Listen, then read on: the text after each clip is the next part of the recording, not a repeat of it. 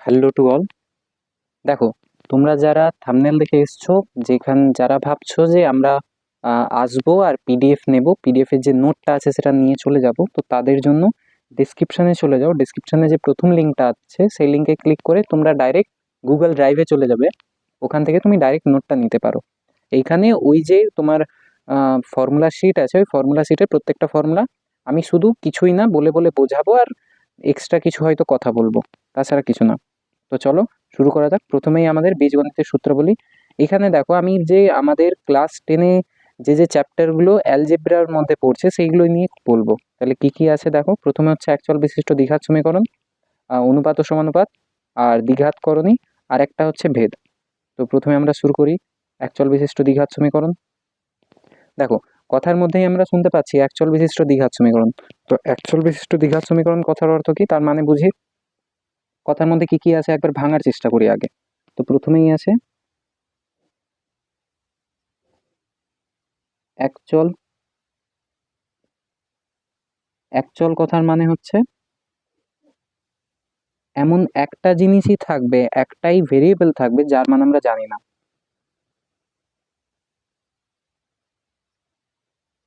একটাই মাত্র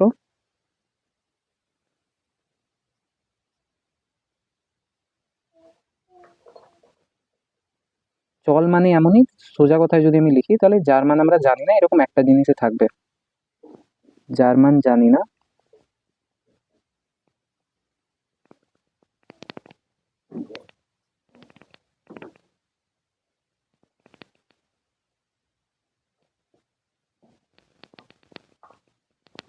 এমন একটা জিনিসে থাকবে। একচল হলো বিশিষ্ট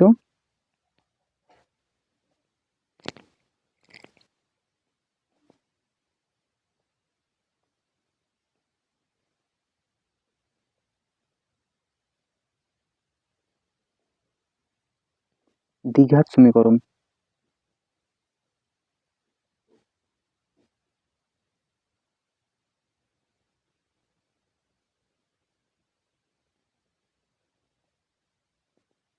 তো এখানে সমীকরণ মানে আমরা কি জানি? সমীকরণ মানে হচ্ছে যে এই পাশে একটা কিছু তোমার বীজগাণিতিক সংখ্যামালা থাকবে, আর এই পাশে কিছু বীজগাণিতিক সংখ্যামালা থাকবে, এরকম মাঝে একটা সমান চিহ্ন আর দুই পাশে কোনো সংখ্যা থাকাকে আমরা কি বলি?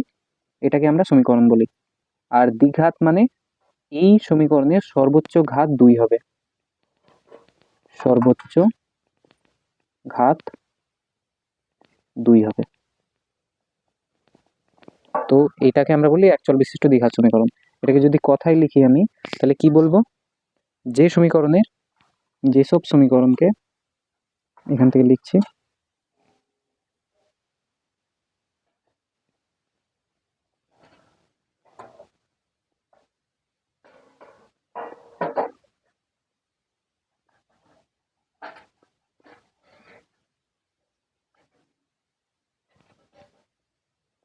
ax square plus bx plus c equal to 0 আকারে লেখা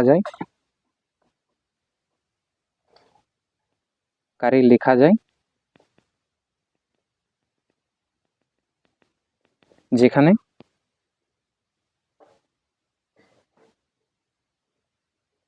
a b ও c বাস্তব সংখ্যা।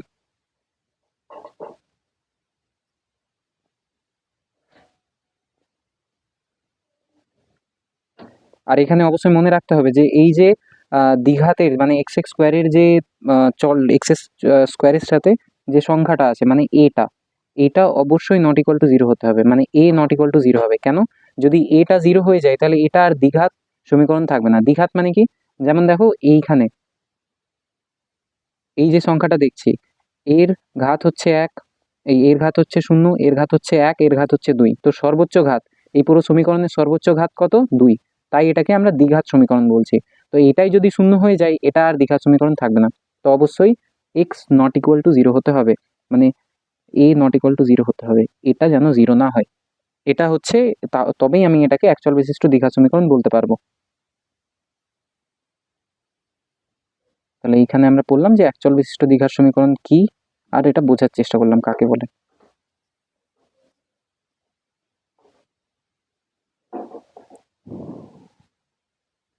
এরপরে ছোট ছোট কটা বিষয় আছে যেটা আমরা বোঝার চেষ্টা করবো নিজে থেকে।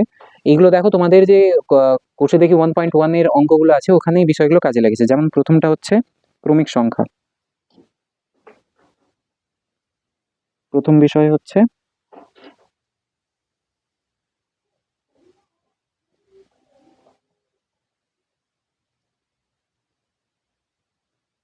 ক্রমিক সংখ্যা।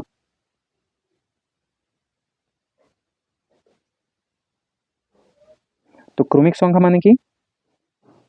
এক কথায় যদি বলি না, ক্রমিক সংখ্যা মানে হচ্ছে পরপর সংখ্যাগুলো।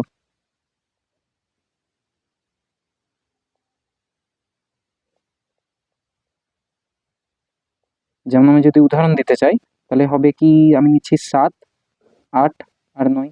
কিন্তু অসুবিধাটা হচ্ছে এই পরপর যে ক্রমিক সংখ্যাগুলো আছে এগুলোকে আমি লিখবো কি করে? যখন আমি ধরবো, আমি যখন দ্বিঘাত সমীকরণ বানাবো তখন আমি এই ক্রমিক সংখ্যাটাকে লিখতে পারি কি আকারে? আমি নেব একটা এক্স নিলাম,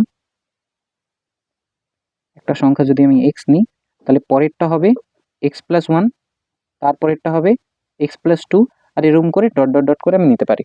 তাহলে দেখেই বুঝতে পারছো যে আমি এখানে যদি প্রথম সংখ্যাটাকে এক্স নিই তার থেকে এক বেশি মানে x+1, তার থেকে এক বেশি x+2, এরকম করে আমি সংখ্যা নিতে পারি। তাহলে ক্রমিক সংখ্যা মানে বোঝাতে পেরেছি আশা করি। নেক্সট আমরা আসছি, এবার 2 নম্বরে আমরা আসছি যে এই ক্রমিক সংখ্যারই দুটি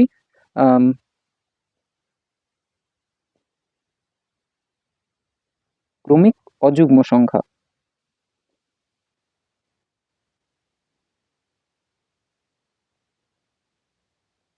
ক্রমিক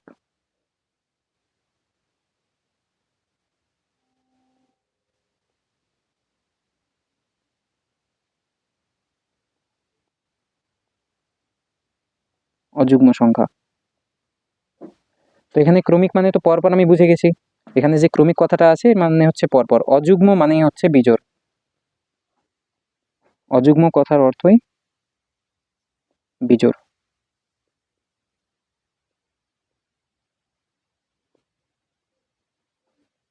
তাহলে ক্রমিক অযুগ্ম সংখ্যার আমি যদি উদাহরণ দিতে যাই তাহলে পরপর বিজোড় সংখ্যা, মানে আমি যদি প্রথম উদাহরণ 7 নিই, 7-এর পরে 9, 9-এর পরে 11, 11-এর পরে 13, এটা পরপর বিজোড় সংখ্যা। 7-এর পরে বিজোড় সংখ্যাটা আসছে 9, মাঝে যে 8 আসছে এটা তো আর বিজোড় নয়। তো এখানে পরপর আমি বিজোড় সংখ্যার কথা বলেছি। এবার এটাকে লিখবো কি করে? যখন এগুলোকে লেখার চেষ্টা করব তখন আমি প্রথমটাকে মানে এই 7টাকে আমি যদি লিখতে চাই তাহলে লিখবো আমি 2x+1 আকারে, তারপরের ঠিক নাম্বারটাকে আমি লিখবো 2x+3 আকারে, তারপরেরটাকে আমি এরকমভাবে 2x+5, এরকম করে আরও যাবে। কি করে হলো দেখো, আমি যদি এখানে x এর মান 3 দিই, মানে আমি x এর জায়গাতে যদি 3 বসাই তাহলে 3 দুগুণে 6, 6 আর 1 7 হয়ে গেল। এখানে x এর জায়গাতে আমি যদি 3 দিই, 3 দুগুণে 6 আর 6 আর 3 9 হয়ে গেল। তাহলে আমি ক্রমিক অযুগ্ম সংখ্যাকে এভাবে লিখতে পারি। এর পরের বিষয়টা আসছি, এরপরে আমাদের হচ্ছে একটা অঙ্কে আমাদের স্রোতের প্রতিকূল, মানে ভেবে না এইটা নৌকা, নৌকার গতিবেগ এই পাশে আর জলের স্রোত যাচ্ছে এই পাশে। এই কেসটা মানে যখন জলের স্রোত আর নৌকা জলের গতিবেগ আর নৌকার গতিবেগ একই সাইডে থাকে তখন এটাকে আমরা বলি অনুকূল। একই সাইডে থাকলে অনুকূল, আর এর ঠিক অপোজিট মানে যদি এটা নৌকা হয়, নৌকাটা যদি এই পাশে যাচ্ছে আর জলের স্রোতটা যাচ্ছে এই পাশে, তাহলে এটা হচ্ছে প্রতিকূল, কারণ জল যেদিকে যাচ্ছে নৌকাটা তার ঠিক বিপরীত দিকে যাচ্ছে। তো এইরকম পরিস্থিতিতে আমরা বেগটা কিভাবে বের করি তার একটা ছোট্ট সূত্র আছে। দেখো জিনিসগুলো খুবই ছোট, মানে তুমি সূত্র আকারে না লিখলেও ব্যাপারটা যদি বুঝে যাও তাও তুমি নিজে থেকে বুঝতে পারবে যে কেন ওরকম হচ্ছে। তাহলে প্রথমটা কি হচ্ছে, প্রথমটা আমি নিচ্ছি স্রোতের অনুকূলে,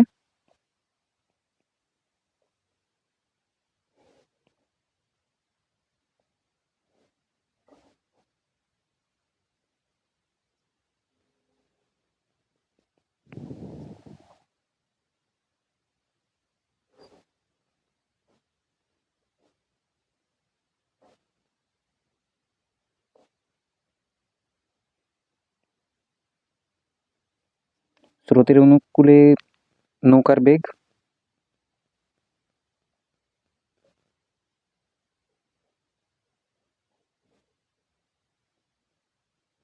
সমান, দেখো একই দিকে যাচ্ছে নৌকা আর স্রোতের বেগটা, তাহলে দুটোই যোগ হবে। তো কি হবে, হবে এইখানে নৌকার বেগ, এখানে নৌকার মোট গতিবেগ। হ্যাঁ, মানে এইখানে এর মধ্যে আমরা স্রোতটাও স্রোতটা নিয়ে আমরা হিসাবটা করছি, তাহলে নৌকার নিজস্ব গতিবেগ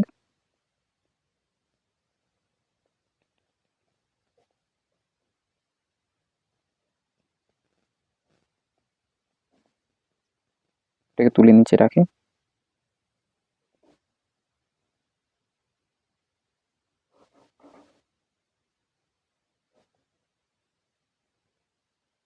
যোগ স্রোতের বেগ।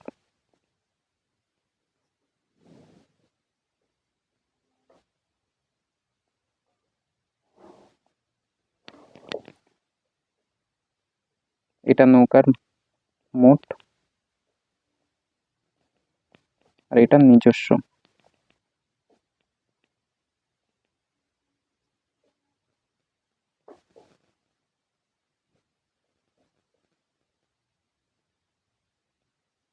এবার এটা যদি প্রতিকূলে আমি বের করতে চাই, এবার দেখো, এবার আমরা স্রোতের প্রতিকূলে বের করব। একই জিনিস, দেখো আগে যেটা বললাম স্রোতের অনুকূলে যা হবে, স্রোতের প্রতিকূলে।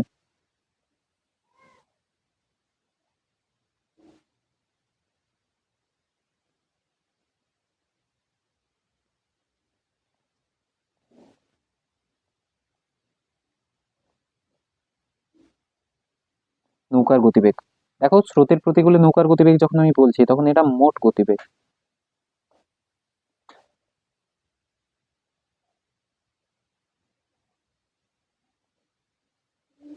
নৌকার বেগ, এই বেগটা মোট বেগ,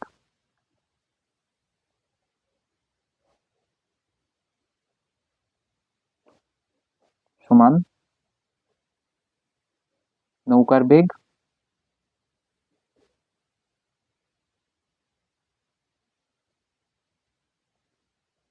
বিয়োগ স্রোতের বেগ।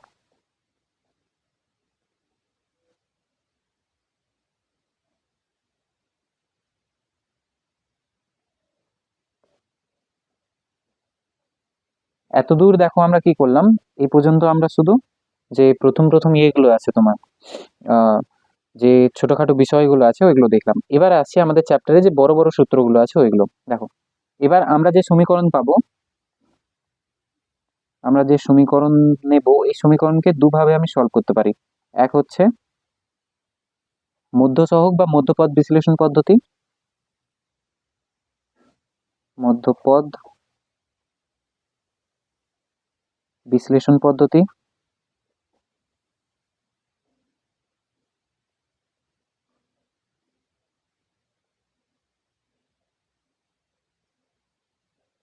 আর একটা হচ্ছে শ্রীধর আচার্যের সূত্র।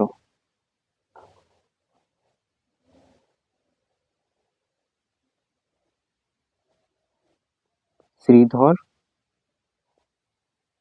উম, হুম,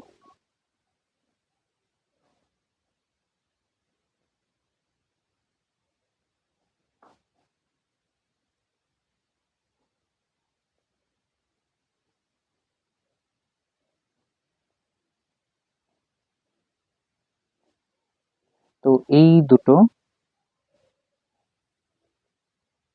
চার, মধ্যসহগ বিশ্লেষণ পদ্ধতিতে আর একটা হচ্ছে শ্রীধর আচার্যের সূত্র, এই দুটো পদ্ধতিতে আমরা দ্বিঘাত সমীকরণকে সলভ করব। মধ্যসহগ বিশ্লেষণ পদ্ধতি দেখো সেরকম কোনো সূত্র নাই, এটা বোঝার জন্য আমাদেরকে অঙ্ক করে করে বুঝতে হবে। এটা তুমি যে কোষে দেখি 1.2 তে আছে, মনে হয় 11 নম্বর পৃষ্ঠায়, তোমাদের বই দেখে নেবে। ওখানে তোমার 22টা 21টা বা 22টা অঙ্ক আছে, ওই অঙ্কগুলো প্র্যাকটিস করলেই হয়। এখানে একটা জিনিস খেয়াল রাখবে যে তোমাদের এইখান থেকে না মধ্যসহগ বিশ্লেষণ পদ্ধতি থেকে একটা 3 নম্বরের অঙ্ক থাকে পরীক্ষায়, মাধ্যমিক পরীক্ষায়, ঠিক আছে। আর শ্রীধর আচার্যের সূত্র, এটা আমরা পরের পাতায় দেখছি। তো আমরা এখন কি দেখছি, আমরা এখন দেখছি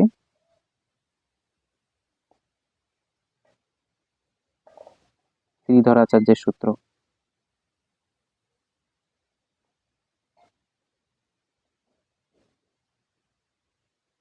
দেখো, মধ্যসহগ বিশ্লেষণ পদ্ধতিতে আমাদেরকে অনেক রকম স্টেপ ফলো করতে হয়, তারপর আমরা সমাধানটা পাই। কিন্তু শ্রীধর আচার্যের সূত্র ব্যবহার যদি আমি করি, তাহলে আমি একটা সূত্র ইউজ করব, ওই সূত্রতে আমি প্রত্যেকের মান বসাবো, আর আমার ভ্যালুটা পেয়ে যাব আমি। তাহলে কি বলে শ্রীধর আচার্যের সূত্র?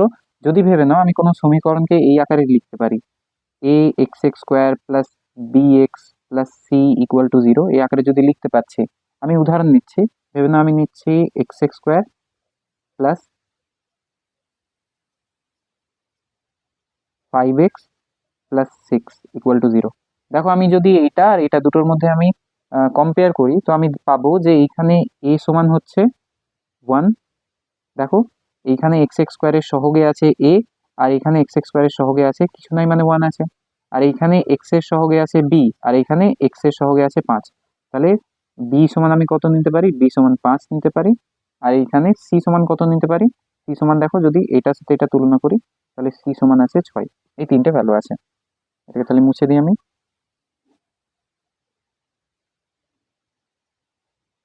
তাহলে কি বললাম? যেসব সমীকরণকে A X X square plus B X plus C equal to zero এর সাথে তুলনা করতে পারবো, তাদের সোজা আমি বীজ বের করতে পারি। তাহলে প্রথম বীজ কি হবে? প্রথম বীজ বা প্রথম সমাধান সমান minus b plus root over b square minus 4ac by 2a। আর একই রকম ভাবে দ্বিতীয় বীজ হবে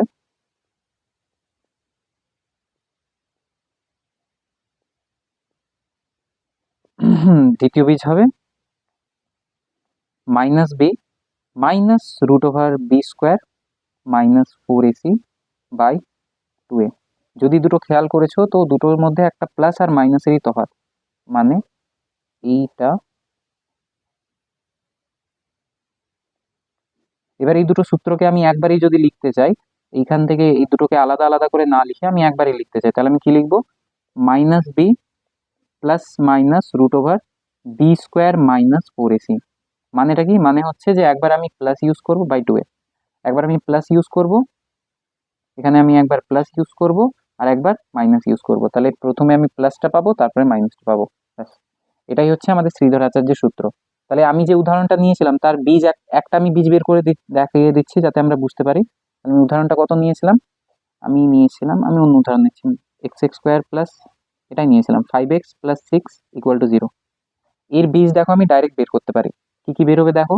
মাইনাস বি এর জায়গাতে কি আছে? বি এর জায়গাতে 5 আছে, তো -5 প্লাস মাইনাস, এবার রুট ওভারের ভেতরে বি স্কোয়ার মানে 5 এর স্কোয়ার হচ্ছে 25। আমরা স্কোয়ার কি করে বের করি? এই সংখ্যাকে দুবার গুণ করে, 5 5 25 হয়, -4ac। 4 এর জায়গাতে আছে 1, আর সি এর জায়গাতে আছে 6, তো গুণ করে আমি পেলাম 24 বাই 2a। 2a এর জায়গাতে 1 আছে, তো বাই 2। এবার এটা আমি যখন সলভ করবো, 25 থেকে 24 বাদ দিয়ে 1 পেলাম, রুটের ভেতরে 1 মানে বাইরেও 1, তো আমার পুরো অ্যান্সারটা আসবে এরকম টাইপের, -5 প্লাস মাইনাস 1 বাই 2a। একবার আমি প্লাস বসাচ্ছি, প্লাস বসে আমি কি পাবো? -5 প্লাস 1 বাই 2 ইকুয়াল টু কত? -2। কি করে? এটা -4 আসছে, -4কে 2 দিয়ে ভাগ করলে -2, আর যদি আমি মাইনাস বসাই -5 মাইনাস 1 বাই 2, তাহলে এটা বেরোবে -3। তো এই দুটো ভ্যালু আমি পেলাম। এই এক্সট্রা পার্টগুলোকে মুছে রেখে দিই।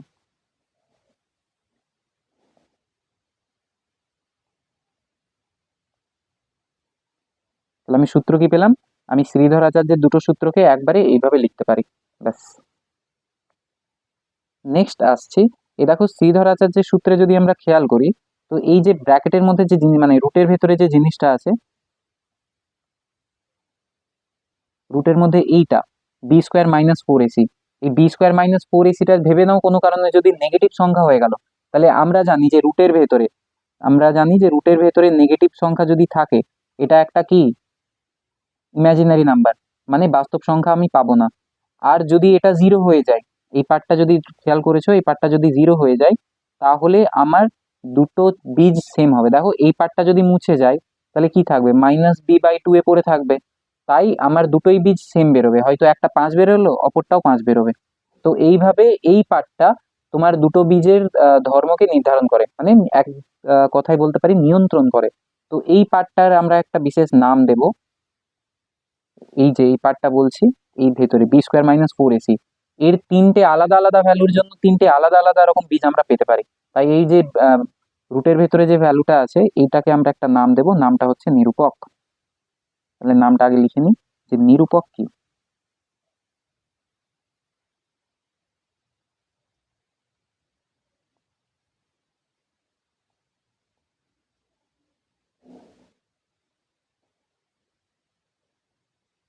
নিরূপক কাকে বলে?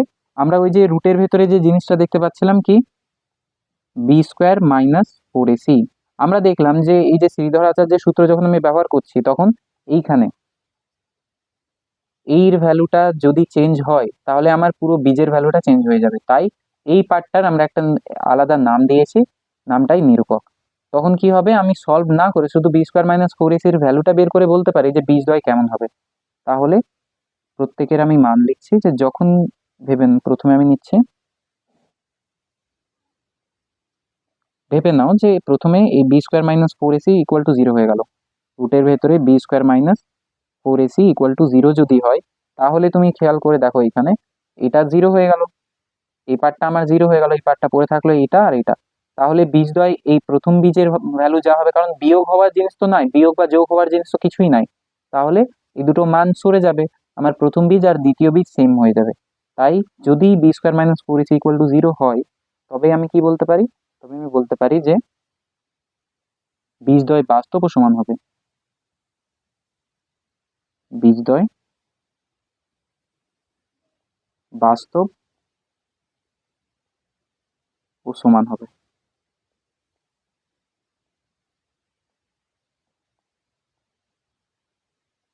নেক্সট, যদি এই b² - 4ac > 0 হয়, মানে 0 থেকে বড় হয়ে যায়, তাহলেও সেরকম কোনো অসুবিধা নাই। যদি b² - 4ac 0 থেকে বড় হয়, তাও আমি বাস্তব মান পাবো অবশ্যই, কারণ রুটের ভেতরে যদি 0 থেকে বড় নাম্বার মানে পজিটিভ সংখ্যা যদি পাই, এই যে আগের পাতায় গিয়ে দেখাই, এই যে এইখানে আমি দেখতে পাচ্ছি এর ভ্যালুটা যদি পজিটিভ হয়ে যায় তাহলে আমার কোনো অসুবিধা নাই, তাহলে আমি বাস্তব বীজ পাবো। যদি হয় তবে আমি বীজদ্বয় কি হবে, বীজদ্বয় বাস্তব হবে, কিন্তু সমান হবে না। কেন? কারণ আমি যোগ আর বিয়োগ দুই ক্ষেত্রে একদিকে যোগ করছি, একদিকে বিয়োগ করছি। তো একটা যদি এর কিছু একটা ভ্যালু থাকে, তো একবারে আমি যোগ করছি, একবারে বিয়োগ করছি, দুটো আলাদা আলাদা ভ্যালু আসবে, তো বীজদ্বয় অসমান হবে, বাস্তব ও অসমান।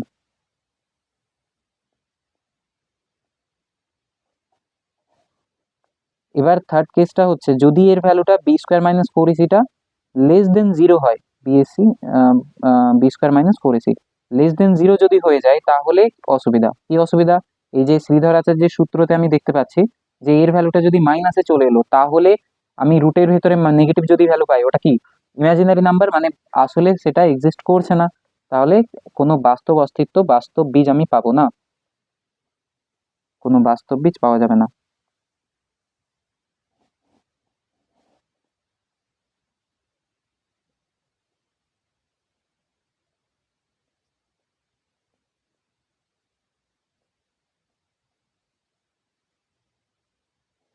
পাওয়া যাবে না। তো এই তিনটে হচ্ছে নিরূপকের ধর্ম। এই তিনটে করে আহ এখান থেকে দাদা কিরকম কোশ্চেন আছে, কোশ্চেনে তোমাকে বলে দেবে যে বীজদ্বয় যদি বাস্তব ও সমান হয়, মানে বেশিরভাগ এইখান থেকে কোশ্চেনটা আসে। বীজদ্বয় যদি বাস্তব হয় ও সমান হয়, তাহলে b²-4ac = 0, তোমাকে কিছু একটা দিয়ে দিল যেটা প্রুফ করতে হবে, ওটা এই সূত্রের সাহায্যে আমরা প্রুফ করতে পারবো। ব্যাস, নেক্সট। তাহলে আমাদের শ্রীধরাচার্যের সূত্র হয়ে গেল, নিরূপক হয়ে গেল। এবার আমরা বীজদ্বয় একটা ধরেই নেব, যে এই যে আমি ax² + bx + c = 0, এর সমাধানে আমরা জানি যে দুটো বীজ বেরোবে। এবার আমি ধরে নিচ্ছি যে প্রথম বীজ এর হচ্ছে আলফা আর দ্বিতীয় বীজ হচ্ছে বিটা। আগের যে এক্সাম্পলটা দিলাম, এক্সাম্পলটা কি ছিল, x² + 5x plus 6 equal to 0, এই একটা সমীকরণ নিয়েছিলাম। এই সমীকরণের দুটো সমাধান পেয়েছিলাম। সমাধান দুটো কি কি? একটা -3 আর একটা -3 আর -2 পেয়েছিলাম। তো দুটো সমাধান কি কি ছিল? -3 আর -2, এই দুটো সমাধান ছিল। তো এই ক্ষেত্রে এই যে ax² plus bx plus c equal to 0, এই সমীকরণে দুটো বীজ নিয়েছি, আলফা ও বিটা। এবার এই আলফা আর বিটাটা আসলে কিছুই নয়, এটা আলফা নিতে পারি আর এটা বিটা, বা উল্টো দিক থেকে এটা আলফা এটা বিটা নিতে পারি। সোজা কথা, কোনো একটা সমীকরণে যদি আমি সমাধান যা পাচ্ছি, ওই সমাধান দুটোকেই আমি দুটো নাম দিয়ে দিলাম, কি? আলফা আর বিটা। এবার মজার কথা হচ্ছে, একটা ধর্ম হয়, আমি নিজে থেকে সমীকরণ দেখেই বলতে পারবো যে বীজদ্বয়ের যোগফল কি বেরোবে আর বীজদ্বয়ের গুণফল কি বেরোবে, মানে আলফা প্লাস বিটা কি বেরোবে আর আলফা ইন্টু বিটা কি বেরোবে। এটা সূত্রতে আছে। তো সূত্রতে কি বলেছে যে বীজদ্বয়ের যোগফল হয়, যেটা এক্স এর সহগ আছে, এক্স এর সহগে কি আছে? বি, এক্স এর সহগে আছে বি, এই যে, তাহলে মাইনাস বি বাই এ, আর এখানে বীজদ্বয়ের গুণফল হবে সি বাই এ। ব্যাস, এটাই হচ্ছে আমাদের সূত্র। তো এটাকে লেখার ধরন আমি যদি কথায় লিখতে যাই তখন কি লিখবো? এটাকে যদি কথায় লিখতে চাই তাহলে কথায় আমি লিখবো না, আমি মুখে বলে দিচ্ছি। আলফাটা আসলে কি? প্রথম বীজ, এটা হচ্ছে প্রথম বীজ, এটা হচ্ছে দ্বিতীয় বীজ। তো দুটি বীজের যোগফল সমান মাইনাস অফ বি। কার সহগ? বি হচ্ছে আমার x² এর সহগ। তো বি x² এর সহগ, তাহলে বলতে পারি মাইনাস অফ x² এর সহগ বাই এ হচ্ছে সরি আলফা প্রথম দুটি বীজের যোগফল সমান এক্স এর সহগ মাইনাস অফ এক্স এর সহগ বাই x² এর সহগ। সেম একই রকম ভাবে বীজদ্বয়ের গুণফল মানে আলফা ইন্টু বিটা কি হবে? যে কনস্ট্যান্ট ভ্যালুটা আছে মানে সি বা x⁴ এর সহগ বলতে পারি আমি, বাই x² এর সহগ। এবার এইখান থেকে এই দুটো থেকে আমরা দেখো প্রথমে আমরা কি করেছিলাম একবার মনে যদি করাই, ব্যাস এটা হয়ে গেল। তাহলে এটা কি বের করলাম আমরা, লিখে দিই একবার টুক করে, বীজদ্বয়ের যোগফল, বীজদ্বয়ের যোগফল ও গুণফল।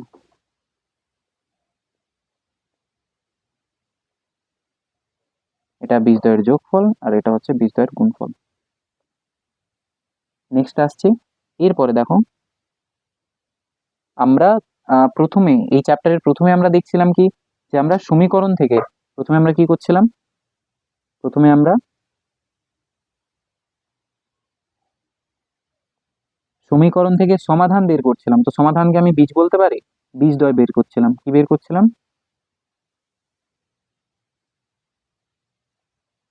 বীজদ্বয়। মানে এই যে আমি এক্সাম্পলটা নিচ্ছি কি, x² plus 5x plus 6 equal to 0, এটা আমাকে কোশ্চেনে দেয়া থাকতো, আমি বের করতাম -3 আর -2, এটা আমাকে বের করতে হতো। এবার এখন আমরা কি করব, এখন আমরা বীজদ্বয় থেকে সমীকরণ বের করব। মানে আমি এই যে বীজ দুটো দেওয়া আছে, এই বীজ দুটো থেকে আমি সমীকরণটা বানাবো x² plus 5x plus 6 equal to 0, এটা করব। এটা করার জন্য খুব সোজা একটা সূত্র আছে, সূত্রটা হচ্ছে এরকম, যদি বীজদ্বয় প্রথম দুটো বীজ হয়, একটা হচ্ছে আলফা আর একটা হচ্ছে বিটা, তাহলে সমীকরণটি হবে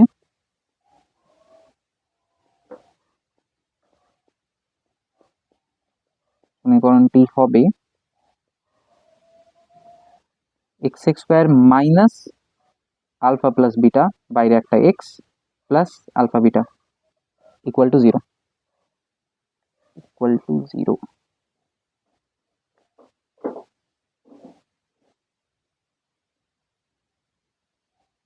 এখানে যদি আমি খেয়াল করেছি, আমরা খেয়াল করছি, যদি খেয়াল করছি, তো এইটা আসলে কিছুই নয়, বীজদ্বয়ের যোগফল, আর এটা হচ্ছে বীজদ্বয়ের গুণফল। তাহলে কি বলতে পারি, x² minus alpha plus beta x plus alpha beta equal to 0। এটা যদি আমি দুটোর ভ্যালু বসিয়ে এটার আর এটার মান এখানে বসিয়ে দেখাই, তাহলে এই সমীকরণটা পাবো। তাহলে প্রথমে আমরা সমীকরণ থেকে বীজ বানাচ্ছিলাম, এখন বীজ থেকে সমীকরণ বানাচ্ছি, খুবই সোজা।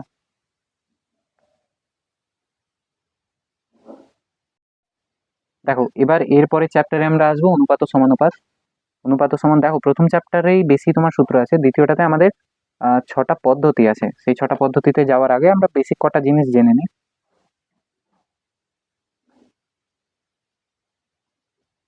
প্রথমেই অনুপাত মানেটা কি? অনুপাত মানে হচ্ছে দুটি রাশির, সমজাতীয় রাশির, তো আমি যখন লিখছি a is to b, এর মানে হচ্ছে যে এর এটা বি এর কত গুণ, বা উল্টো দিক থেকে যদি বলি বিটা এর কত গুণ, আরেকভাবে বিটা এর কত ভাগ আর এটা বি এর কত ভাগ। যেমন আমি একটা উদাহরণ নিচ্ছি, অনুপাতের একটা যদি উদাহরণ নিয়ে বোঝানোর চেষ্টা করি। ভেবে নাও যে আমি কিছু একটা জিনিস বানাচ্ছি, এই একটা কোনো পাত্র নিলাম, পাত্রের মধ্যে আমি কিছু একটা বানাতে চাইছি। এই বানানোর জন্য আমার দুটো জিনিস লাগে, একটার নাম হচ্ছে কালার সি, আর একটা জিনিস হচ্ছে সুইট এস। তো দুটো জিনিস আমার দরকার। এবার আমি চামচ হিসেবে দেব, হ্যাঁ, তো আমরা একটা পাত্রের মধ্যে কিছু একটা বানাচ্ছি যার মধ্যে কালার দরকার সি আর একটা সুইট দরকার এস। আমি চামচে গুনছি, ভেবে না আমার কালারটা 3 চামচ দিলাম, সুইট আমাকে দরকার 4 চামচ।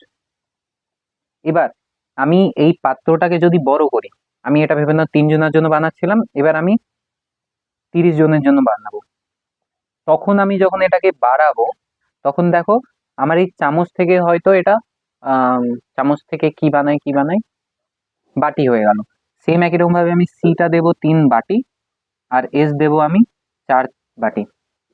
কিন্তু এই যে এসটা সি এর সে থেকে কত গুণ বেশি বা কত ভাগ কম, এই জিনিসটা কিন্তু চেঞ্জ হচ্ছে না।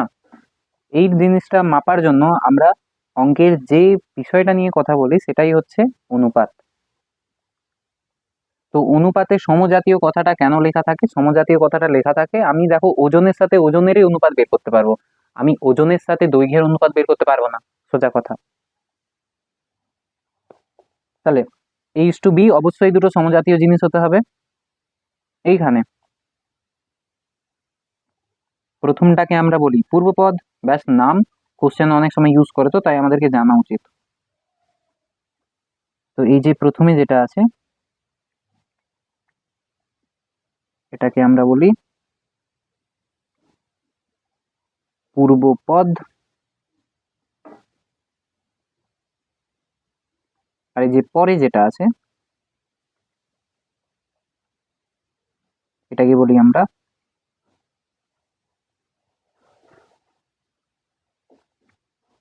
উত্তরপদ।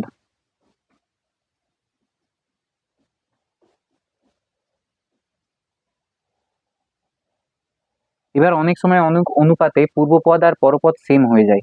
যেমন ভেবে নাও আমি একটা কিছু বানাচ্ছি, বানানোর জন্য আমার দুটো জিনিস দরকার, ওই দুটো জিনিসই সমানভাবে দিয়ে দিলাম। আমি একটা পাত্র নিলাম, পাত্রের মধ্যে আমি একটা জাদুকরের টোটকা টাইপের কিছু বানাচ্ছি, বাদ দাও উদাহরণ। আমি একটা পাত্র নিলাম, পাত্রের মধ্যে আমি একটা রঙিন লিকুইড বানাতে চাইছি, রঙিন লিকুইডের মধ্যে আমি জল দিচ্ছি 3 লিটার, আর সেই রংটা দিচ্ছি, রংটাকে রঙই করি, তো রংটা আমি দিচ্ছি 3 লিটার। দেখো এই ক্ষেত্রে অনুপাতটা কত হবে? 3:3 হবে। এইরকম অনুপাতকে যখন পূর্বপদ আর উত্তরপদ সেম থাকে, এই অনুপাতকে আমরা সমানুপাতি বলি। জ ফেলা আছে, সমানুপাতি নয় সমানুপাতি, একটা জ ফেলা আছে। তাহলে সমানুপাতি মানে কি?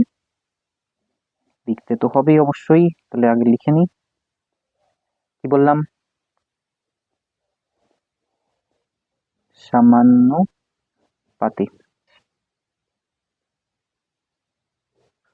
সমানুপাতি কাকে বলে? যখন দুটোই পূর্বপদ আর উত্তরপদ সেম থাকে তখন তাকে আমরা সমানুপাতি বলি।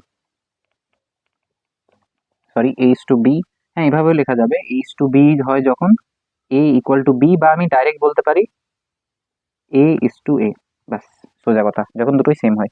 কিন্তু যখন একটা বড় হবে একটা ছোট হবে তখন কি বলা যাবে? তখন এটাকে আমরা বলি বৈষম্যানুপাতি।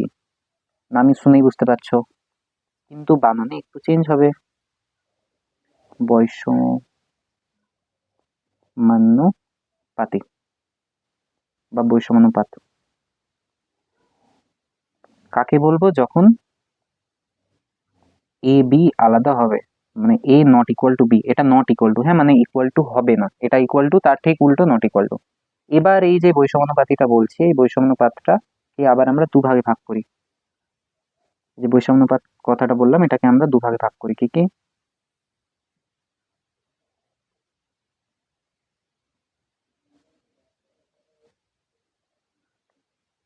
একটা হচ্ছে গুরু অনুপাত,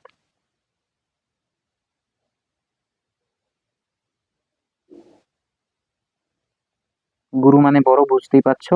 আর একটা হচ্ছে লঘু অনুপাত। এটাকে কোথায় লিখি, তার থেকে ভালো একটু ছোট যদি করে দিই।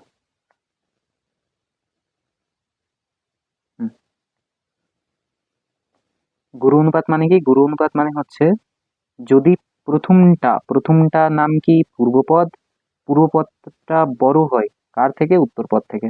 এটা বোঝানোর জন্য আমি প্রথমটাকে ক্যাপিটাল লিখলাম যেহেতু এটা বড়, আর পরেরটাকে স্মলে লিখলাম। গুরু অনুপাত মনে রাখার কিছু নিয়ম আছে দাদা? হ্যাঁ আছে। গুরু মানে বড়, তো প্রথমটা বড় হচ্ছে। আর লঘু মানে ছোট, তো সেকেন্ড হচ্ছে লঘু অনুপাত। আন্দাজ লাগাও তাহলে লঘু অনুপাতে কি হবে? অনুপাত লঘু অনুপাতে হবে প্রথমটা ছোট, লঘু তাই প্রথমটা ছোট, পরেরটা বড়, পরেরটাকে ক্যাপিটালে লিখলাম। তাহলে এটা হচ্ছে সম্পূর্ণ কথা। বৈষম অনুপাতকে দুই ভাগ ভাগ করি আমরা, কি? লঘু অনুপাত, আর একটা গুরু অনুপাতকে আমি বলে রাখতে পারবো না, এটাকে মুছে দিই। দুটো ভাগে গুরু অনুপাত, আর একটা হচ্ছে লঘু অনুপাত। ব্যাস, এইখানে গেল আমাদের অনুপাতের বেসিক ধারণাগুলো। এবার আমরা কিছু কি করে ক্যালকুলেশন করব, তারপরে অনেক রকম মিক্স করা থাকে সেইগুলো দেখব। কি কি হয়? একদম প্রথমে হয় একটা অনুপাতের বিপরীত বা ব্যস্ত অনুপাত বের করা।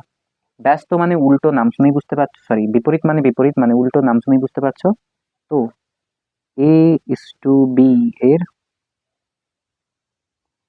ব্যস্ত অনুপাত,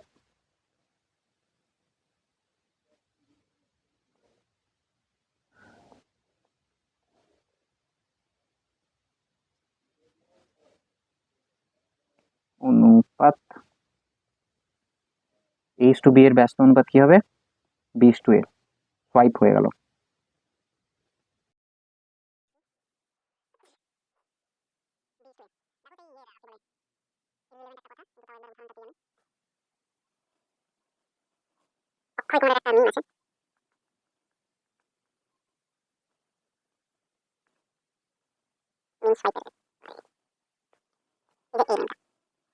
এরকম করে আমরা এ আর বি এর ইয়ে করতে পারি। এই হাতে এর ভেবে নাও এ আছে, এই হাতে ভেবে নাও বি আছে, তো সোয়াইপ করে এই হাতে বি নিয়ে এলাম, এই হাতে এ নিয়ে এলাম। ব্যাস, তাহলে এই যে এ ছিল, এ কে ওই পাশে, বি কে এই পাশে। এটা এইটাকে আমরা কি বলি?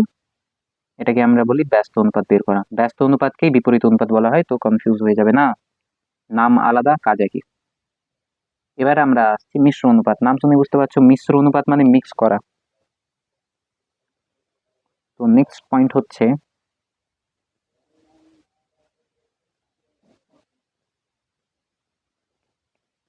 মিশ্র অনুপাত। মিশ্র অনুপাত মানে কি? কিছুই নয়, আমি দুটো অনুপাতকে মিক্স কি করে করব। A/B নিলাম আর C/D নিলাম, এদেরকে মিক্স করব কি করে? খুবই সোজা পদ্ধতি। একটার পূর্বপদ নেব, এটার পূর্বপদ নেব, এদেরকে এক সাইডে গুণ করে দেবো। তো এই দুটোকে গুণ করে আমি কি পাবো? AC পাবো, ইস টু, তারপরে পরপদের দুটো গুণ করে আমি কি পাবো? সরি, উত্তর পদের এইটা আর এইটা, এই দুটো উত্তর পদ, এই দুটো গুণ করে আমি পাবো BD। ব্যাস, হয়ে গেল আমার। এইটাকে মিশ্র অনুপাত বলে। তাহলে কোশ্চেনে কিভাবে দেবে? কোশ্চেনে বলা থাকবে যে, হ্যাঁ কোশ্চেনে বলা থাকবে যে এই A/B ও C/D এই দুটো অনুপাতের মিশ্র অনুপাত বের করো, তখন আমি এটা পাবো। এটাই হচ্ছে মিশ্র অনুপাত, ব্যাস, আর কিছুই নয়। এতদূর আমরা অনুপাত ছিলাম, এবার আসছে সমানুপাতে। হুম, সমানুপাত হচ্ছে অনুপাতের অনুপাত। মানে কি? মানেটা হচ্ছে, লিখে দেখাই আগে। সমানু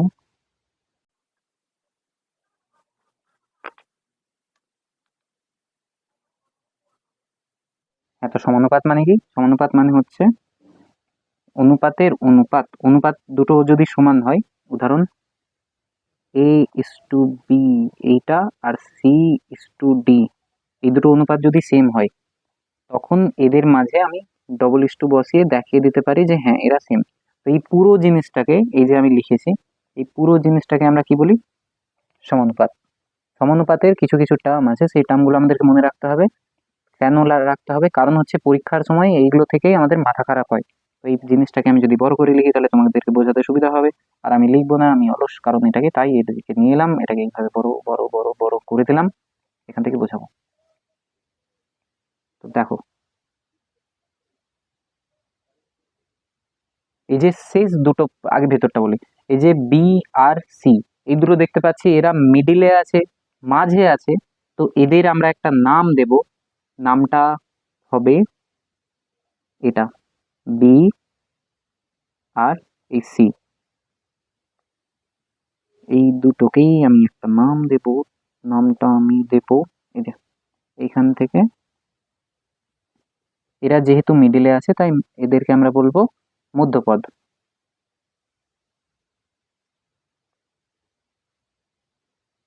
মধ্যপদ। আর বাইরের দুটো আছে, সাইডে আছে, প্রান্তে আছে, তো এদেরকে আমরা বলবো প্রান্তপদ।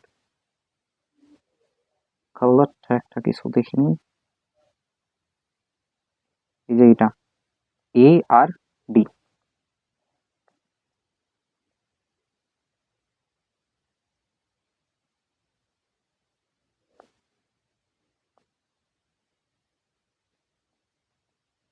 প্রান্তপদ। সাইডে আছে তাই প্রান্তপদ সোজা। এবার এইখানে এদের একটা নিয়ম আছে, নিয়মটা হইছে, একে ছোট করে এক কর্নারে ভরে দিই। নিয়মটা হচ্ছে যে এই যে প্রান্তপদ আর এই যে মধ্যপদ, এরা দুজনের গুণফল সবসময় সমান হয়। মানে এখান থেকে আমি যদি বলি, তো বিসি, এই দুটোর গুণফল বিসি মানে এই যে বি আর এইচ সি, এই দুটোর গুণফল সমান বাইরের দুটো এ আর ডি, তাহলে এ ডি এটা হবে। এটা একটা সূত্র, আমাদের অনেক সময় অনেক অঙ্ক করতে এটা কাজে লাগে। ইহাকে একটা বাক্সের মধ্যে রাখিয়া দিলাম, কথায় লিখতে হবে না আশা করি, তাহলে এখানে লিখেই দিই। এটা হচ্ছে মধ্যপদ দুটির গুণফল, মধ্যপদ দুটির গুণফল,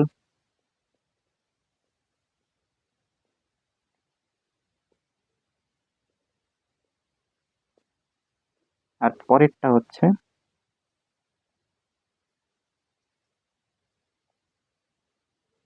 প্রান্ত পদ্ধতির গুণফল।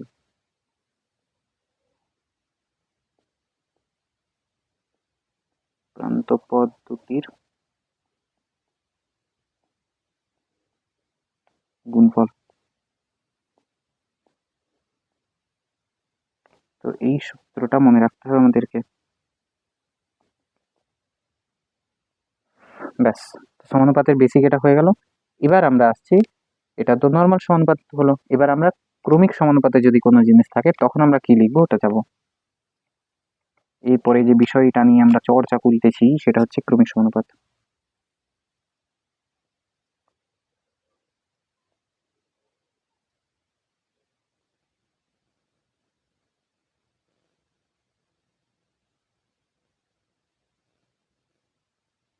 ক্রমিক সমানুপাতে যদি থাকে তো কি করব? দেখো, ক্রমিক কথাটার অর্থ একদম প্রথমেই বলে দিয়েছি, ক্রমিক মানে পরপর। তো যদি আমাকে বলা থাকে যে এ বি সি এরা তিনজন ক্রমিক সমানুপাতে আছে, তাহলে আমি ডাইরেক্ট কি লিখতে পারি?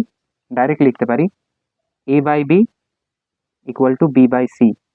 এখানে খেয়াল রাখার জিনিস যে এই বিটা মানে মাঝে যে সংখ্যাটা আছে দুবার লিখেছি, এই যে এখানে একবার লিখেছি আর এখানে একবার লিখেছি, তাই এই যে মাঝে যেটা লিখেছি এটাকে একটা আলাদা নাম দিয়ে দিচ্ছি, নামটা হচ্ছে মধ্য সমানুপাতি। এই যে দুটো জিনিস আমি লিখিয়াছি এদেরকে একসাথে বলিতে পারি আমি মধ্য সমানুপাতি। মধ্য সমানুপাতি।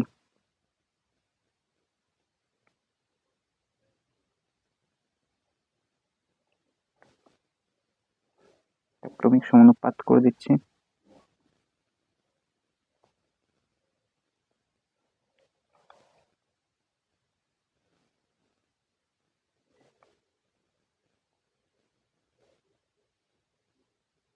আর শেষ থেকে অনেক কোশ্চেন এইটা থেকেও অনেক জায়গাতে জিজ্ঞেস করে। এই যে শেষে যেটা আছে এটাকে আমরা বলবো তৃতীয় সমানুপাতিক।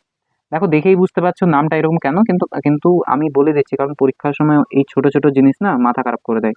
এটাকে কি বলে? তৃতীয় সমানুপাতিক। ব্যাস, তো ক্রমিক সমানুপাতটা হয়ে গেল। এবার আসছি যে জিনিসগুলো আমাদের অঙ্ক করতে সাহায্য করবে। কি কি?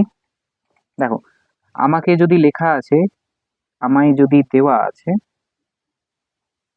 A is to B double is to C is to D, এটাকে কি আরেক রকম ভাবে আমি লিখতে পারি? এ by B equal to C by D.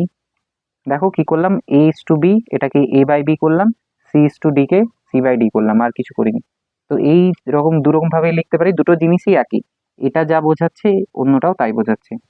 তো এইরকম যদি হতে পারে তাহলে আমি মানে চেঞ্জ করে লিখতে পারি।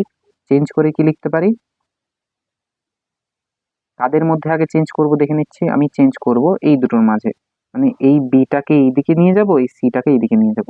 তাহলে একে লিখতে পারি কি, a is to c double is to c b is to d. কি করলাম? কিছু নয়, মাঝের দুটোকে চেঞ্জ করলাম। এটাকে একই রকম ভাবে আমি কি লিখতে পারি? এ by c equal to B by d. এই যে জিনিসটা করলাম এটাকে আমরা বলি একান্তর প্রক্রিয়া। ইহার নাম হইতেছে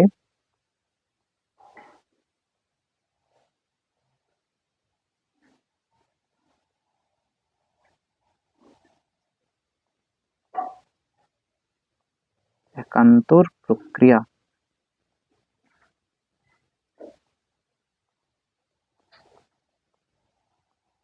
তাহলে একান্তর প্রক্রিয়ার মাধ্যমে আমাদেরকে যদি কোনো সমানুপাত এরকম দেয়া থাকে তো আমি তাকে এরকম লিখতেই পারি, দুটোই একই জিনিস। নেক্সট আসছে, যদি ভেবে নাও আমাকে দেওয়া আছে সেম একই উদাহরণ, a is to B double is to C is to d. Same একই রকম ভাবে একে কি লিখতে পারি? একে লিখতে পারি এ by B equal to C by d. এরকম যদি দেওয়া থাকে তাহলে যেমন করে আমি মাঝের দুটো আগেরটা কাদেরকে শিফট করেছিলাম? মাঝের দুটোকে শিফট করেছিলাম। এবার আমি বাইরের দুটোকে শিফট করাতেই পারি, মানে এই একে ডি এর জায়গাতে পাঠিয়ে দিলাম, এই ডি কে এর জায়গাতে নিয়ে এলাম। এরকম করা যেতে পারে? হ্যাঁ, করা যেতে পারে।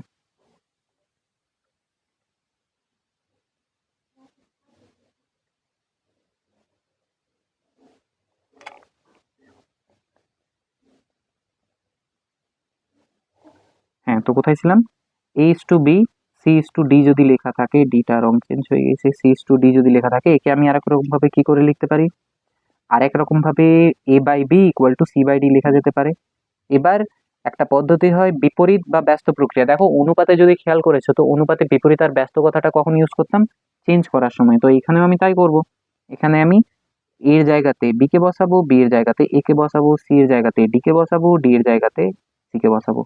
তাহলে চেঞ্জ হয়ে যাওয়ার পরে এটা কেমন দেখা যাবে? তখন দেখা যাবে b is to a double is to d is to c. এবার এই যে ভগ্নাংশ ফর্মে যেটা আছে, নিচেরটা উপর, উপরটা নিচে, নিচেরটা উপর, উপরটা নিচে, কি করব? বি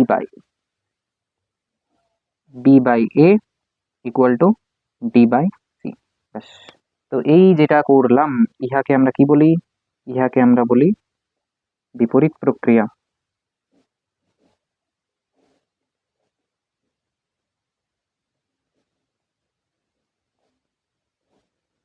বিপরীত বা ব্যস্ত বলে, ব্যস্ত নামেও পরিচিত। ব্যস্তটাও লিখে দিই, ব্যস্ত প্রক্রিয়া।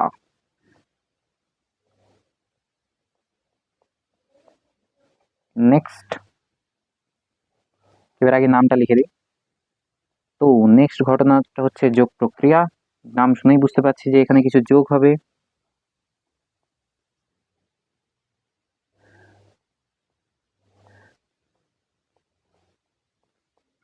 আগে বেসিক উদাহরণ যেটা হয়েছে, a is to B double is to c, আরে বাবা, সি ইস টু ডি লেখা থাকে, একে আবার আমি লিখতে পারি এ by B equal to C by d আকারে।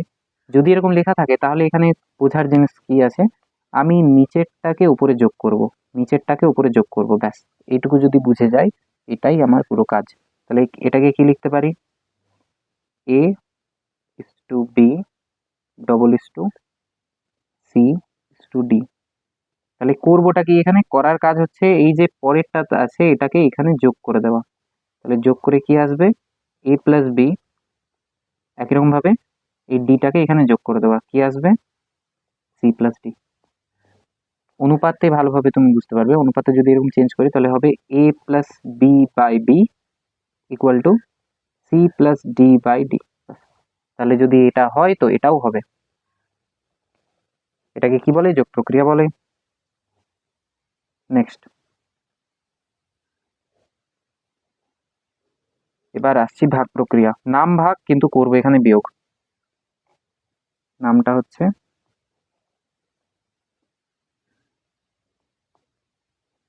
ভাগ প্রক্রিয়া।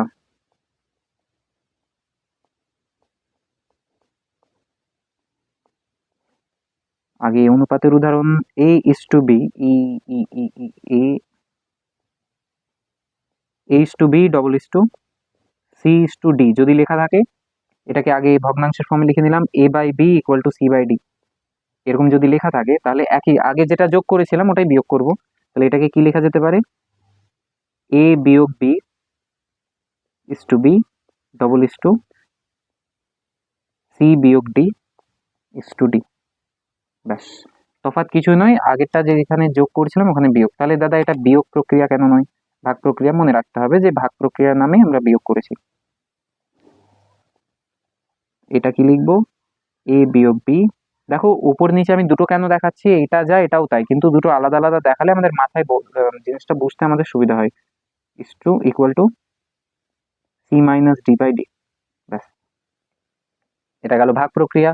এরপরে আসছে এই যে যোগ আর ভাগ করলাম, এদেরকে মিক্স করে আমি যেটা বানাবো সেটা হচ্ছে যোগ আর ভাগ প্রক্রিয়া, যোগ ভাগ প্রক্রিয়া। তো যোগ ভাগ প্রক্রিয়ায় কি হবে দাদা, আমি বুঝতে পেরেছি, তোমার বলার দরকার নাই। একবার যোগ হবে, কোথাও একটা যোগ হবে, কোথাও একটা ভাগ হবে। তাহলে নামটা হচ্ছে যোগ ভাগ প্রক্রিয়া।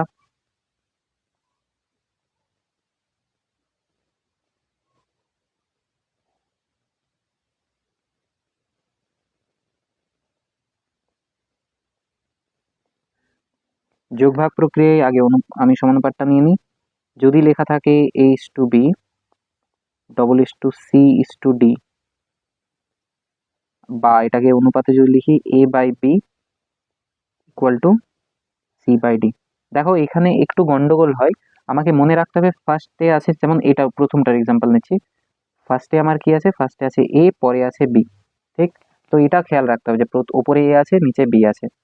ওপরে যোগ হবে, নিচে বিয়োগ হবে, কি করে, প্রথমে লিখে দিলাম উপরে আছে এ, নিচে আছে বি, আবার উপরে এ, নিচে বি, আগে যোগ হবে দিয়ে বিয়োগ হবে। এইটা কিন্তু অনেকে ভুলটা কি করে দেয়, ভুলবশত এটা করে দেয়, উপরে যোগ এইভাবে করে দিল, বিয়োগটা নিচে বিটাকে আগে রেখে এইভাবে বিয়োগ করে দিল, এটা ভুল। তো আগে খেয়াল রাখতে হবে সেম হবে, উপরে উপরেও এটাকে আগে লিখবো, নিচেও এটাকে আগে লিখবো। তো এ প্লাস বি আর নিচে এ মাইনাস বি, উপরে যোগ নিচে বিয়োগ।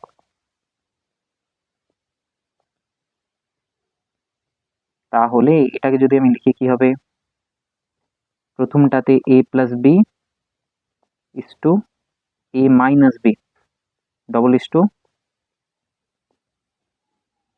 C plus d is to c minus d. ভগ্নাংশের ফর্মেও লিখে নিই, a plus b by a minus b equal to c plus d by c minus d. এটা হচ্ছে যোগভাগ প্রক্রিয়া। খেয়াল রাখতে হবে যোগভাগ প্রক্রিয়াটা আমাদের অঙ্কের জন্য, অঙ্ক করার জন্য খুব দরকারি, মানে এখান থেকে অনেক কোশ্চেন, বেশিরভাগ যোগ আর ভাগের এটা বেশি ইম্পর্টেন্ট। এরপরে আরেকটা আছে সংযোজন প্রক্রিয়া। এবার আমরা আসছি সংযোজন। সংযোজন মানে জিনিসগুলোকে এক জায়গাতে করা, সংযোগ করা, পদ্ধতির নাম হচ্ছে সংযোজন প্রক্রিয়া।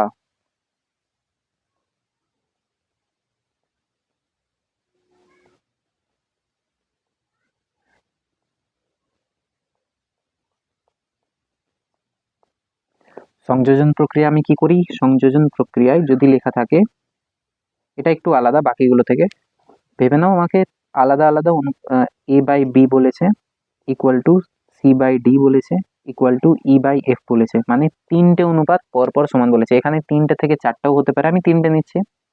তাহলে উপরে যেগুলো আছে এগুলো যোগ করে এখানে লিখবো, আর নিচের যেগুলো আছে এগুলো যোগ করে এখানে লিখবো, এরকম লেখা যেতে পারে। তাহলে যেটা পাবো ওটা এর সমান হবে, মানে যখন আমি সমান চিহ্ন দিচ্ছি তখন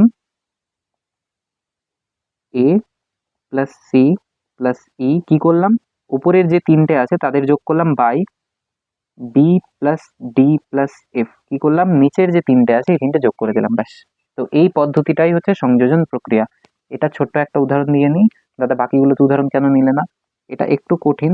1/3 ইকুয়াল টু 3/9 ইকুয়াল টু 2/6। দেখো আমি 1/3, 3/9কে আমি যদি এটাকে লঘিষ্ঠ আকারে প্রকাশ করি তো 1/3 পাবো, একে 2 দিয়ে ভাগ করে আমি যদি পাই তো 1/3 পাবো। তো 3টে অনুপাত সে একই, আমি কথাই বলতে পারি, একদম বলতে পারি, সমান চিহ্ন দিয়ে উপরে 3টে যোগ করো, 2 3 5 1 6, উপরে 6, 3 6 12, 12 আর 6 18।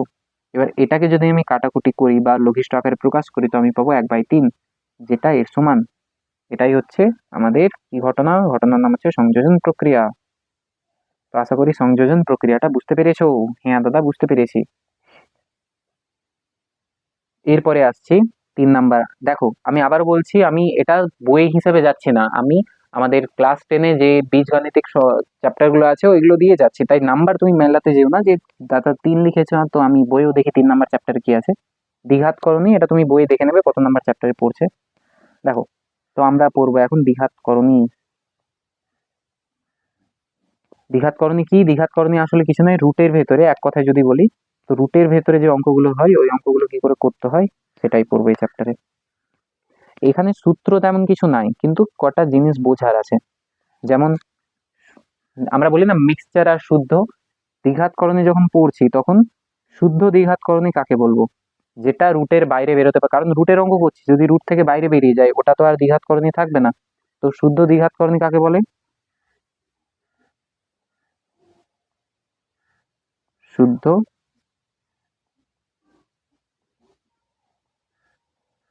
দ্বিঘাত করণী, যাকে আমরা লিখতে পারি এই রূপে, কি রূপে, plus minus root over a, যেখানে অবশ্যই এটা যেন বাইরে না বেরোতে পারে। এবার বাইরে কি করে বেরোবে, যদি এটা অন্য কোনো সংখ্যার বর্গ হয় মানে স্কোয়ার যদি হয় তবে বেরিয়ে যাবে। তাই এটার একটা ধর্ম হচ্ছে যে এই যে রুটের ভেতরে যে নাম্বারটা আমি দেখতে পাচ্ছি এই নাম্বারটা যেন কি হয়, অন্য কোনো মূলদ সংখ্যার বর্গ নয়, পূর্ণবর্গ সংখ্যা নয়, এক কথায় যদি লিখি পূর্ণ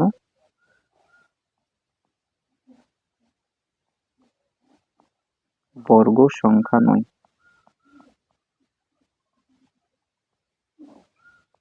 তবে একে আমি শুদ্ধ দ্বিঘাত করণী বলবো। এবার মিশ্র দ্বিঘাত করণী কাকে বলবো, যার মধ্যে আমার ভেজাল আছে। তো শুদ্ধ গেল,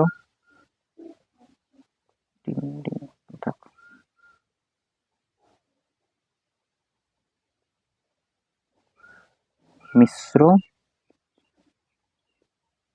দ্বিঘাত করণী। মিশ্র দ্বিঘাত করণী কাকে বলবো, যেখানে শুধু দ্বিঘাত এই যে রুটের পার্টটা থাকবে না, অন্য আরেকটা পার্ট থাকবে, যেখানে ভেবে নাও plus minus root over b. দেখো এই পার্টটা তো শুদ্ধ দ্বিঘাত করণী, এইটা, কিন্তু এর সাথে এই যেটা আছে এটা এটা এটা তো আর শুদ্ধ দ্বিঘাত নয়। তাই একটা রুটের পার্ট আর একটা অন্য যে কোনো সংখ্যার যোগ বা বিয়োগফল যখন একসাথে আমি লিখি তখন তাকে আমি মিশ্র দ্বিঘাত করণী বলতে পারি। এর মধ্যে প্রথমটা বলেই দিলাম, এটা হচ্ছে মূলদ সংখ্যা আর এটা শুদ্ধ দ্বিঘাত করণী। মূলদ সংখ্যার সাথে যেহেতু মূলদ সংখ্যার সাথে যেহেতু যোগ হচ্ছে তাই এটা আর শুদ্ধ থাকবে না, মিশ্র হয়ে যাবে, ব্যাস। সদৃশ্যকরণী মানে যেটার নিজেদের মধ্যে, এরপরের বিষয় সদৃশ্যকরণী।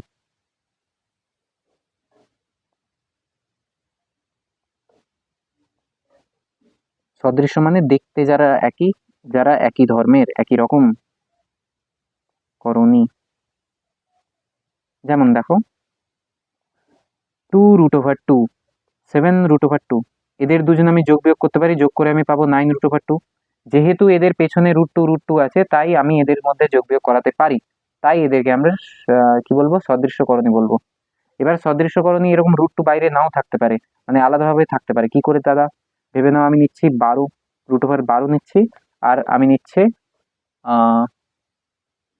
20, √20। দেখো √12কে আমি যদি রুট থেকে বার করি, রুট থেকে বার করার নিয়ম কি? তাকে যতগুলো উৎপাদক আছে সব লিখে দাও ভেতরে, 3 × 2 × 2। রুট থেকে বের করার জন্য আমি দুটো ধরবো। কোন দুটো? ভেবে না, এই দুটো ধরলাম। ভেতরে যদি দুটো থাকে, বাইরে একটা আসবে, তাহলে বাইরে বেরিয়ে আমার এটা হয়ে যাবে কত? 2√3। এটা গেল। এবার আমি যদি 20 এরকম করি, তো এটাকে আমি যদি উৎপাদক আকারে ভাঙি, তাহলে কত হবে? 2 × 2 × 5। একই রকম ভাবে এর ভেতরে কি আছে? এখানে 2 দুবার আছে, বাইরে এসে একবার হয়ে যাবে। তাহলে বাইরে কি এলো? বাইরে 2√5 এলো। দেখো এইখানে রুটের একে যখন আমি ভাঙলাম, তখন এরকম পেলাম, একে ভেঙে আমি এরকম পেলাম। এরা দুজন সদৃশ্যকরণী নয়, মানে এরা দুজন আলাদা। এইরকমটাকে আমরা বলবো অসদৃশ্যকরণী। কেন হলো? কারণ হচ্ছে যে দেখো, এর রুটের ভেতরে কি সংখ্যা আছে? এর ভেতরে √3 আছে, এর ভেতরে √5 আছে, দুটো আলাদা জিনিস। তাই এটাকে আমরা বলবো কি?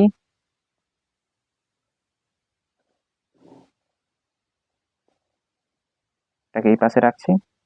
তো সদৃশ্যকরণের একটা উদাহরণ নিয়ে নিচ্ছি। এটা বুঝতে পেরেছো যে বৈসাদৃশ্য, এটাকে কেন আমি অসদৃশ্য বলছি? সদৃশ্যকরণী যেটা বললাম, আমি অন্য উদাহরণ নিই। বেশ, এটাই 12, √12 একটা, আর একটা হচ্ছে 75। তারা দুটো তো আলাদা সংখ্যা, দুটো অসদৃশ্য। কিন্তু না, এটাকে যদি আমি ভাঙি, তখন এটাকে যদি আমি উৎপাদক আকারে ভাঙি, তাহলে কি পাবো? 3 × 2 × 2। আর এটাকে যদি আমি ভাঙি, তো পাবো আমি 3 × 5 × 5। রুট থেকে দেখো, ভেতরে দুটো 2 আছে, বাইরে একটা আসবে, তাহলে 2√2√3। ভেতরে দুটো আছে, বাইরে একটা আসবে, তাহলে 5√3। দেখো দুটোর শেষে 3 আছে, তাই এরা দুজন কি? সদৃশ্যকরণ। এত দূর বোঝাতে পেরেছি। এবার এটাকে একটু ছোট্ট করে লিখে দিই।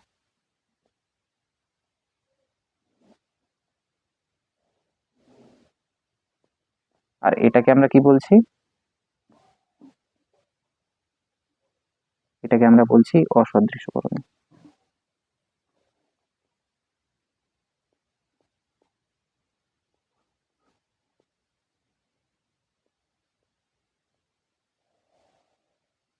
ব্যাস। এবার দেখো, রুটের ভেতরে এরা সেই রিলেট করানোর জন্য বলছি, রুটের ভেতরে কোনো সংখ্যা সেই জেলের মধ্যে থাকা কয়েদির মতো, এই বেরোনোর জন্য এর আরেকজন দরকার। তো দুজন ভেতর থেকে বেরিয়ে বাইরে একটা হবে। সেই এই উদাহরণটা এখানে নিচ্ছি আমরা, ওইভাবে আমরা ভাঙছি বা ওইভাবে আমরা বের করছি রুট থেকে। তাহলে এইখানে এর সাথে এমন কোনো সংখ্যা, ভেবে না আমি √2 নিলাম, √2কে রুট থেকে বের করার জন্য, মানে এই যে ভেতরে এই রুটটাকে সরানোর জন্য আমাকে এর সাথে কিছু গুণ করি। √2 যদি গুণ করে দিই, এটা 2 হয়ে যায়। তো এমন একটা সংখ্যা, যে সংখ্যা অন্য সংখ্যার রুটটাকে সরিয়ে দেয়। তো এই একটা হিরোর মতো কাজ করছে না, একই করছে, রুটটাকে সরিয়ে দিচ্ছে। এর যে আহ তোমার জেলের মধ্যে বন্দি আছে, ওই জেল থেকে মুক্ত করে দিচ্ছে। তো এই রকম হিরোকে আমরা বলবো করণী নিরাসক। নিরাসক মানে এটাকে সরিয়ে দেওয়া, করণীটাকে সরিয়ে দেওয়া। তাহলে করণী নিরাসকটা পরের পাতায় বুঝি।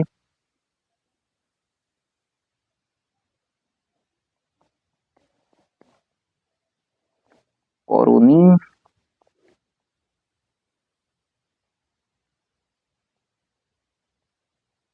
নিরাসক।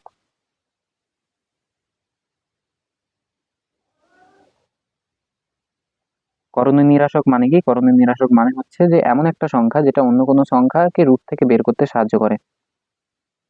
ভেবে নাও, আমি যে উদাহরণটা নিলাম ওটাকে বেস করে যদি বলি, তো রুটের ভেতরে যদি ভেবে নাও এ আছে, তো একে আমি রুট থেকে বের করার জন্য আমি আরেকটা রুট এ দিয়ে গুণ করতে পারি, বা m × √a দিয়ে গুণ করতে পারি। দাদা এমটা কেন এলো? দেখো, আমি যদি রুট থেকে বের করা আমার মেন টার্গেট, বাইরে একটা এক্সট্রা যদি সংখ্যা গুণ আকারে থাকে, তাহলে আমার কোনো অসুবিধা নাই।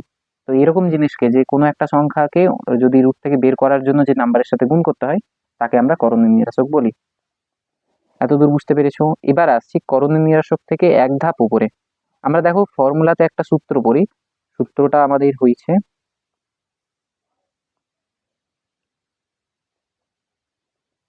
এবার এমন একটা সংখ্যা, এটাকে বিষয়টা আগে লিখে নিই। অনুবন্ধী বা পূরক করণী, বিষয়টা হচ্ছে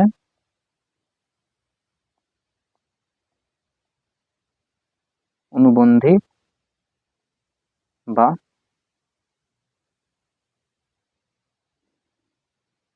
পূরক করণী।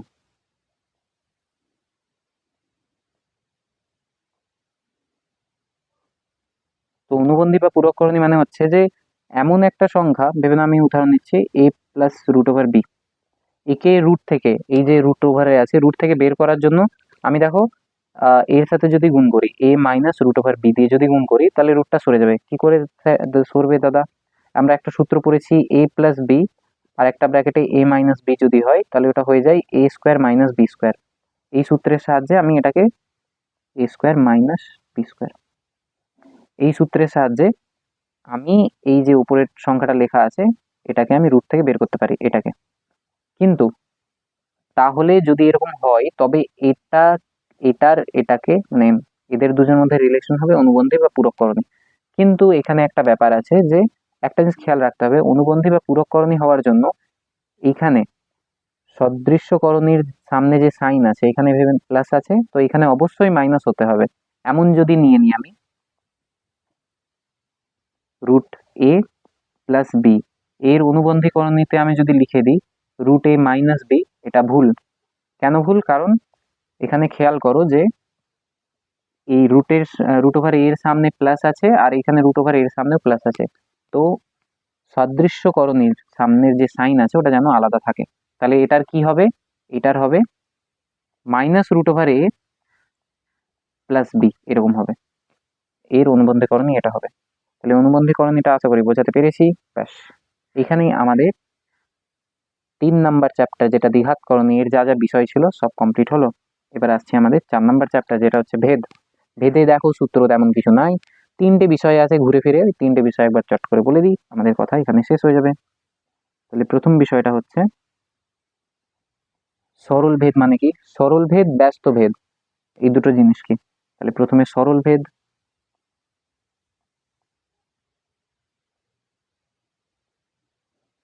সরল ভেদ মানে সরল সম্পর্কে থাকবে দুটো। সরল সম্পর্ক মানে কি দাদা? ভেবে নাও যে আমি দুটো জিনিস নিচ্ছি, এর ভ্যালু আমি যদি বাড়িয়ে দিই তাহলে এর ভ্যালু বেড়ে যাবে, মানে এটা বাড়লে এটাও বাড়বে, এটা কমলে এটাও কমবে। তখন এটাকে আমরা সরল ভেদে বলি যে এরা দুজন সরল ভেদে আছে। এটাকে লেখার জন্য ভেবে না এটাকে এক্স নাম দিলাম, এটাকে ওয়াই নাম দিলাম, তখন এটাকে লেখার জন্য এভাবে লিখি এক্স ভ্যারিজাস ওয়াই। আর এটাকে আমি যদি দেখো এটা তো ভেদ চিহ্ন, তো এখান থেকে সমীকরণ আনার জন্য আমাকে একটা ধ্রুবক গুণ করতে হয় বা কনস্ট্যান্ট গুণ করতে হয়, এ সমান কে ওয়াই। এটাকে অন্য রং দেওয়া যাবে, দেখি। তাহলে এই যে ধ্রুবকটা গুণ করলাম না, এই ধ্রুবকটার একটা নাম আছে, এই ধ্রুবকটা কোনো সময় জিরো হতে পারে না, তো এই ধ্রুবকের নামটা হচ্ছে ভেদ ধ্রুবক। দেখো অনেক জায়গাতে ভেদ ধ্রুবককে অনেকে অশূন্য ভেদ ধ্রুবক লেখে, দুটোই একই জিনিস। ভেদ ধ্রুবক মানেই সেটা অশূন্য হবে, আর কথায় যদি তুমি লিখতে চাও তাহলে লিখতেই পারো অশূন্য ভেদ ধ্রুবক, অশূন্য ভেদ ধ্রুবক। আর যদি আমি দাদা এই অশূন্য কথাটা না লিখি তো কোনো অসুবিধা একদম না, তোমাদের বই এক কর্নারে দেখো লেখা থাকবে যে যদি আমি অশূন্য কথাটা নাও লিখি তাও আমার সেরকম কোনো অসুবিধা হবে না। তো এই যে ধ্রুবকটা আছে এটাকে অশূন্য ভেদ ধ্রুবক বলে, কারণ ভেদ চিহ্নটা সরানোর জন্য আমি সমীকরণ বানানোর সময় যে ভেদটাকে গুণ করেছি, এই ধ্রুবকটাকে গুণ করেছি, তাই এটাকে অশূন্য ভেদ ধ্রুবক বলে। সরল ভেদ মানে বুঝতে পেরেছি। এবার আসছে আমাদের ব্যস্ত ভেদ বা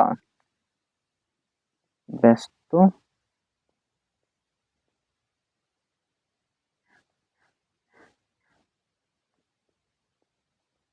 ভেদ।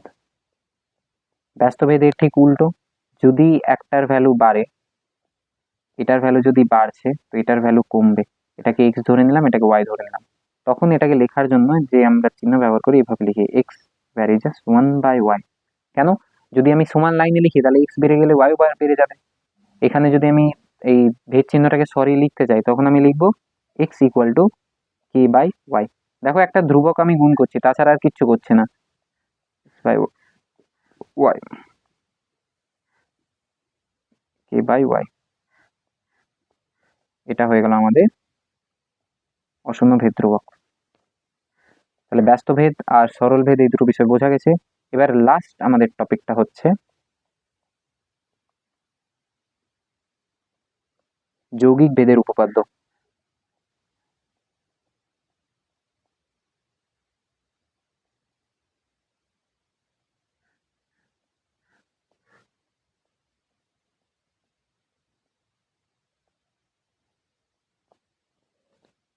তো যৌগিক ভেদের উপপাদ্য মানে কি, যদি একবারই বলতে চাই তাহলে এক্স ভ্যারিজাস ওয়াই যদি হয় আর এক্স ভ্যারিজাস জেড যদি হয়, মানে এক্স ওয়াই এর সাথে সম্পর্ক ইয়েতে সরল ভেদে আছে আর এক্স জেড এর সাথে সরল ভেদে আছে, তাহলে এই দুটোকে মিক্স করে আমি কি লিখতে পারি, এক্স ভ্যারিজাস ওয়াই জেড।